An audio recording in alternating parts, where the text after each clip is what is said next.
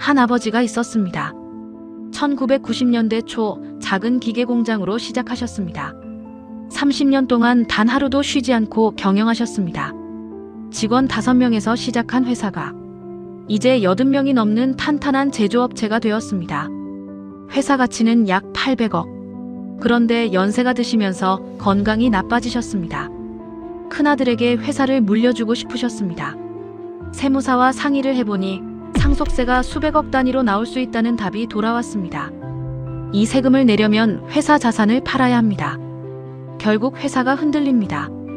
직원 80명의 일자리도 사라집니다. 30년 일군 회사를 그냥 접어야 하나?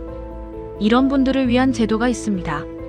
최대 600억 원까지 상속세 과세 대상에서 제외해주는 가업상속공제 제도입니다. 오늘은 이 제도를 구체적으로 말씀드리겠습니다. 가업상속공제란 무엇인가? 가업상속공제는 상속세 및 증여세법 제18조 2에 규정된 제도입니다. 핵심은 이렇습니다.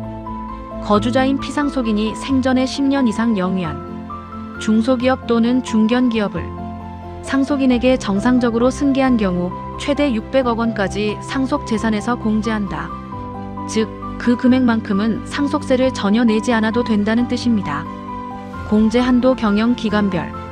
공제 한도는 피상속인의 가업 영위 기간에 따라 달라집니다. 10년 이상 경영한 경우 300억 원, 20년 이상 경영한 경우 400억 원, 30년 이상 경영한 경우 600억 원, 30년 이상 경영하신 경우 최대 600억 원까지 공제받을 수 있습니다. 오프닝의 아버지처럼 30년 경영한 800억 회사라면 600억을 공제받고 나머지 200억에 대해서만 상속세를 내게 됩니다. 세금 부담이 상당히 가벼워집니다. 이 제도의 취지. 왜 이런 큰 혜택을 주는 걸까요? 가업상속공제는 1997년 도입된 이후 지속적으로 확대되어 왔습니다. 처음에는 1억 원에서 시작해서 2023년에 600억 원까지 확대되었습니다. 그 이유는 명확합니다. 중소기업 경영자가 사망했을 때 상속세 때문에 회사가 무너진다면 거기서 일하던 수백 명의 직원들이 일자리를 잃습니다. 경제 전체에 큰 타격이 됩니다. 기업이 대를 이어 지속될 수 있도록 지원해 고용을 유지하고 경제 기반을 지키겠다는 것이 이 제도의 취지입니다. 공제를 받기 위한 3대 요건. 그런데 600억 공제가 그냥 주어지지 않습니다. 엄격한 요건을 모두 충족해야 합니다. 크게 3가지 영역의 요건이 있습니다. 요건 1. 기업 요건. 첫째, 해당 기업이 가업상속 공제 적용 대상이어야 합니다. 중소기업 기본법상 중소기업이거나 상속 개시일 직전 세계 사업연도 평균 매출액이 5천억 원 미만인 중견기업이어야 합니다. 그리고 자산 총액이 5천억 원 미만이어야 합니다. 업종도 제한됩니다. 상속세 및 증여세법 시행령 별표에 열거된 업종만 해당됩니다. 제조업, 건설업, 도소매업, 운수업 등 실물경제 업종이 주로 포함됩니다. 부동산 임대업은 제외됩니다. 2025년 현재 일부 업종 주차장업, 제조업는 베이커리 카페 등이 남용 우려로 개정 대상으로 논의되고 있습니다. 요건 2. 피상속인 돌아가신 분 요건. 둘째, 돌아가신 피상속인이 다음을 충족해야 합니다. 최소 10년 이상 해당 기업의 최대 주주로서 지분 40% 이상 보유 상장법인은 20% 이상, 가업 영위 기간 중 최소 50% 이상 기간을 대표이사로 재직, 특수관계인의 지분을 합해 최대 주주 지위 유지. 단순히 지분만 가지고 있으면 안 됩니다. 실제로 회사를 경영하신 기간이 있어야 합니다. 법에서는 대표이사 또는 그에 상응하는 지위로 50% 이상 재직해야 한다고 규정합니다. 요건 3. 상속인 승계자 요건. 셋째, 회사를 물려받는 상속인이 다음을 충족해야 합니다. 상속 개시일 2년 전부터 가업에 직접 종사, 상속세 신고기한 6개월까지 임원으로 취임, 신고기한부터 2년 이내에 대표이사 등으로 취임, 자녀가 회사 밖에서 다른 일을 하다가 갑자기 돌아와 물려받을 수 없다는 뜻입니다. 최소 2년 전부터 회사에서 일하고 있어야 합니다. 병역, 질병 등으로 부득이하게 종사하지 못한 기간은 종사한 것으로 인정됩니다. 상속인의 배우자가 이 요건을 갖춘 경우도 가능합니다. 가장 무서운 함정 사후관리. 여기까지만 들으면 정말 좋은 제도 같습니다.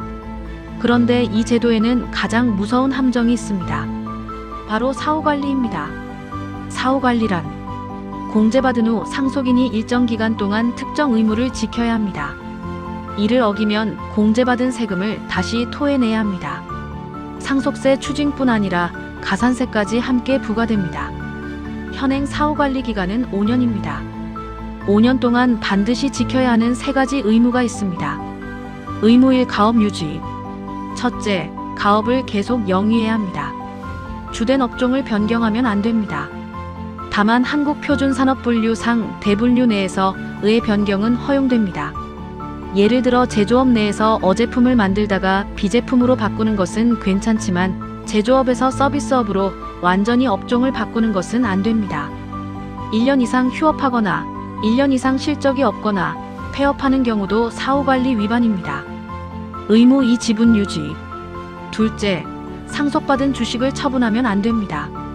지분을 줄이거나 유상증자를 하면서 상속인이 실권해서 최대 주주 지위를 잃으면 사후관리 위반입니다.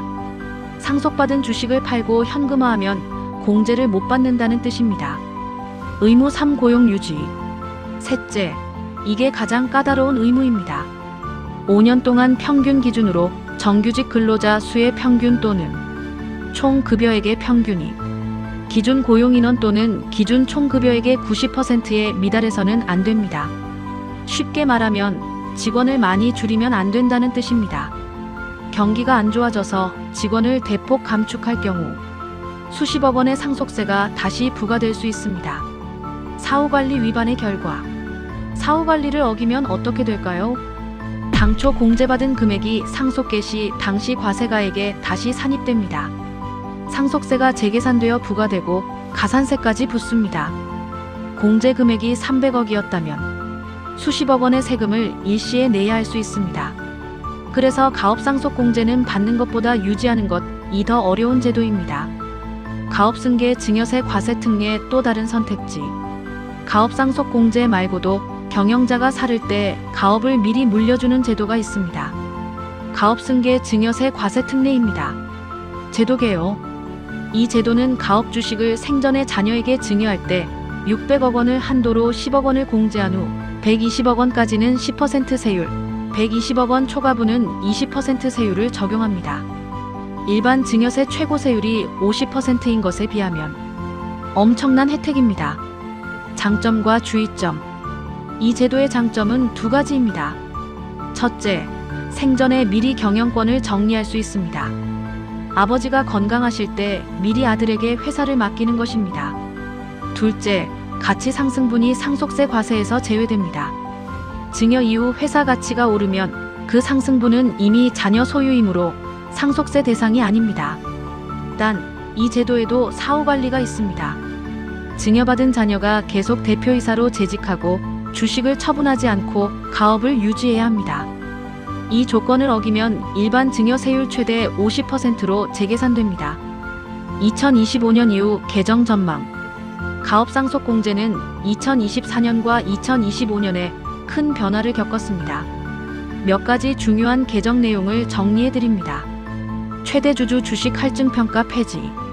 기존에는 최대 주주가 보유한 주식의 가치를 평가할 때 20% 할증평가를 했습니다.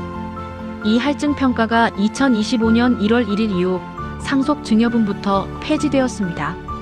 가업승계 시 세금 부담이 상당히 줄어드는 효과가 있습니다. 밸류업 스케일업 기업 혜택 확대. 또한 기업 가치 제고를 위해 노력한 밸류업 우수기업과 스케일업 우수기업에 대해서는 공제 한도를 기존 600억 원에서 1200억 원까지 확대한다는 방침이 논의되고 있습니다. 기회발전 특구로 이전한 기업은 한도 없이 공제해주는 방안도 검토되고 있습니다. 2026년 개편 논의. 반면 일부 업종에서 이 제도가 절세 수단으로 남용되고 있다는 지적도 있습니다. 특히 수도권 베이커리 카페 중 상당수가 실제 제조 활동 없이 이 제도를 이용한다는 국세청 실태조사 결과가 있었습니다. 정부는 2026년 세법 개정을 통해 대상 업종을 축소하고 경영기간 요건을 강화하며 사후관리를 더 엄격히 할 계획입니다. 가업상속 공제를 계획하시는 분들은 개정 동향을 반드시 주시해야 합니다. 마무리와 실천 가이드. 오늘 내용을 정리하겠습니다. 하나, 가업상속공제는 최대 600억 원까지 공제되는 강력한 제도입니다. 둘, 경영기간 10년 이상, 대표이사 재직 50% 이상 등 엄격한 요건이 있습니다.